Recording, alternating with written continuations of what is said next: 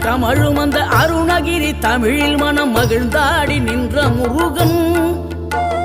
கிழவி இவள் புலமை கண்டு அழகு மிகும் குழந்தை என மகிழேறி வந்த குமரன்.